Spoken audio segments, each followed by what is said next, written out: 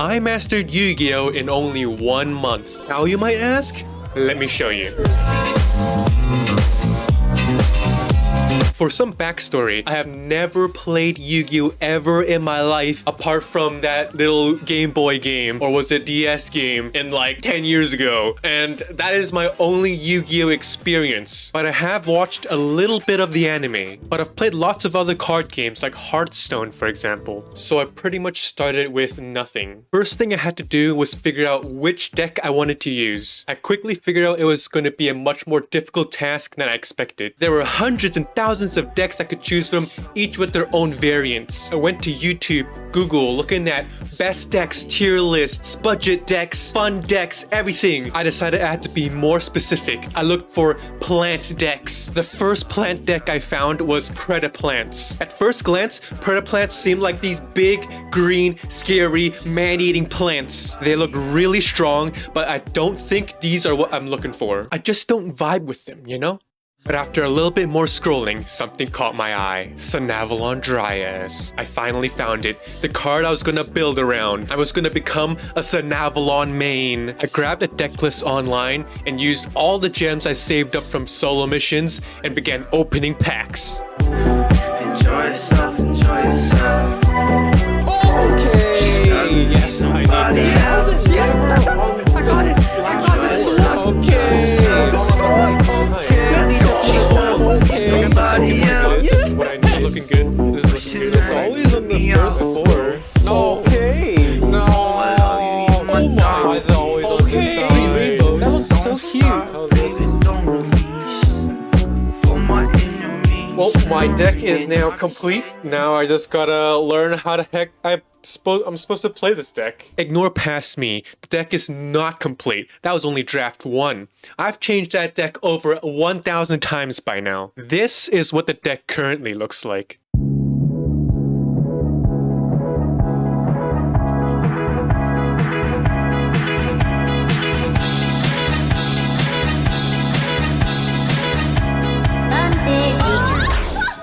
Check me out, y'all.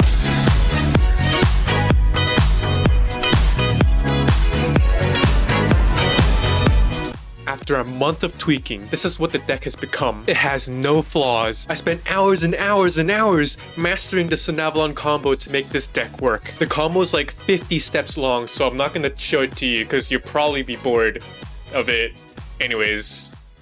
Yeah. First, summon Lokai in any way, it doesn't matter. Next, use a Lokai to summon Sanavalon into the extra monster zone. By doing so, you can activate Sanavalon's effect to get Sunvine Sowing into your hand. Next, activate Sunvine Sowing to summon Sunseed Twin and take 1000 damage. Activate Sunseed Twin's ability to summon a Lokai and chain Sanavalon's ability to heal back 1000 and summon a Sunvine Healer. Use Sunvine Healer to heal yourself for 300 LP. Special summon Aromatherapy Jasmine by tributing Healer and Sanavalon. Use Jasmine's effect to tribute Sunseed Twin to summon Mardell. With Mardell's effect, add a Laurel to your hand. Special summon Laurel to the board, then use Laurel and Mardell to summon another Jasmine. Then you can activate Laurel's ability in Graveyard and heal for 500 LP, which activates both Jasmine's effect to add 2 cards into your hand. Pick Mudan the Wicked Fairy and Rose Girl to add to your hand. If you already have one of them in your hand, just pick any other plant. It's free. Then tribute Lokai and the Jasmine that's not in the extra monster zone to summon Groove. Then use Groove to summon back the Lokai and do it into the second Jasmine. Do not put the second Groove into the extra monster zone. Tribute Lokai to summon another Sanavalon into the extra monster zone again. This will let you add Sunvine Shrine into your hand. Tribute Sanavalon to summon Mudan from your hand. Activate Mudan's effect to add Rika Glamour to your hand. Use Rika Glamour to tribute Mudan to add Snowdrop and Lily Borea into your hand. Special summon Lily Borea by attaching any plant from your graveyard to Lily Borea. Doesn't matter. Send the attached plant back into the graveyard to add Therion this Coliseum into your hand. Activate Therion this Coliseum to add Regulus into your hand. Tribute Lily and Groot to summon Bangalancer. Then tribute Bangalancer and another Groot to summon Purple Sanavalon. Use Purple Sanavalon to add Sunvine Bloom into your hand. Next, summon Regulus by attaching Lily Borea to it. Then activate Sunvine Shrine by sending Rose Girl into the graveyard. Use Rose Girl's effect to put it back into your hand. Use Sunvine Shrine to summon another Lokai from the graveyard. With Snowdrop's effect, tribute Lokai to summon Rose Girl and Snowdrop. Then activate Snowdrop's effect to turn Rose Girl into a level 8. Use Rose Girl and Snowdrop to XC summon Teardrop into Queen. Banish enough Link monsters from the graveyard to summon back Bangalancer. Finally, set Sunvine Bloom to make your opponent scoop.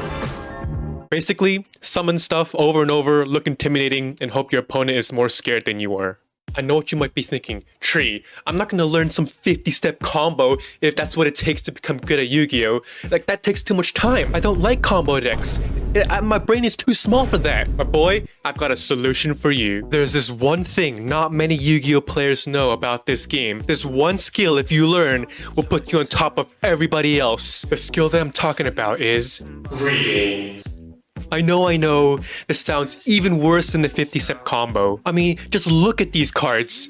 They're essays, man. Essays! But don't worry, I've got you. Nobody wants to read all of that. The trick is to only look for the key words in each card. What is a key word, you might ask? Well, there are words like negate, once per turn, destroy, summon. Here's a tier list I made to show how scared you should be when you see these keywords. Never doubt this tier list because it's 100% true until it's not.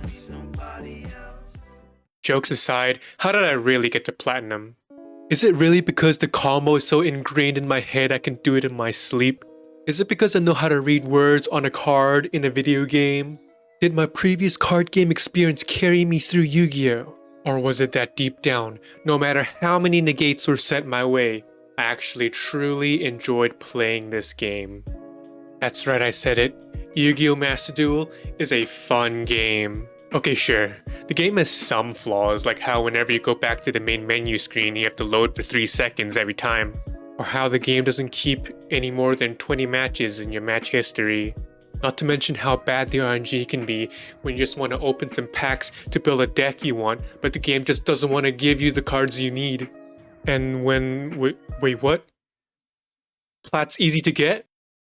This whole time? What the heck, this game sucks!